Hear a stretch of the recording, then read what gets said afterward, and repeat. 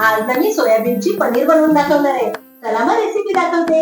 हे बघा, हे सोयाबीन आहे जे आपण गव्हामध्ये मिक्स करतो ना दळायला, ते सोयाबीन आहे. हे मी भिजत ठेवलेले रात्रभर. हे बघा, एकदा फिरून नंतर पाणी टाकू. एकदा मी फिरून घेतलेले आहे. आता याच्यात आपण पाणी टाकून घेऊ. खोलून बघू.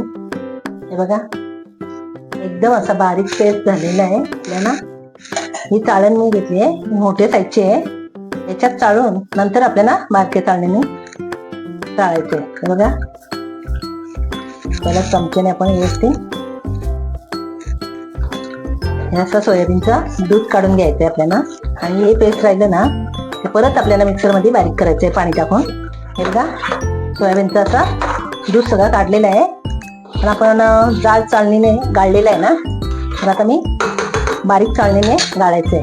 याची चाळण घेतली मी बारीक, त्याच्याने हा दूध गाळायचंय आपल्याला. हे बघा, म्हणजे जो चोथा असेल तो निघून जाईल. दूध गाळून घेतलाय आणि तो चोथा निघालेला आहे सोयाबीनचा, तो आपल्याला चपातीच्या पिठात मळून घेता येईल. तर आपण गॅस पेटवू आणि हा दूध गरम करायला ठेवू. हे बघा, सोयाबीनचा दूध आपला उकाळा आलेला आहे. आणि मी 2 चमचे विनेगर घेतलाय, त्याच्यात पाणी टाकलंय. तुम्हाला लिंबू टाकायचं असेल तर लिंबू पण टाकू शकता. थोडं थोडं करून असं दूध हा फाडायचा आहे. हे बघा, एका मिनिटाने आपला दूध फाडलेला आहे, बघू शकता. आता आपल्याला हे गॅस बंद करायची आहे. दूध गाळायचं आहे. मी ही चाळणी ठेवली आहे आणि चाळणीवर असा रुमाल टाकून ठेवते आणि तो दूध आपल्याला गाळून घ्यायचंय.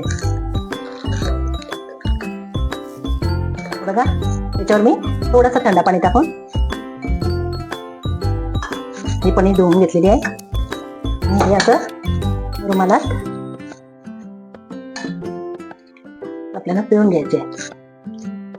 सगळं पाणी काढून घ्यायचंय. पाणी काढून घेतलंय आणि असं मी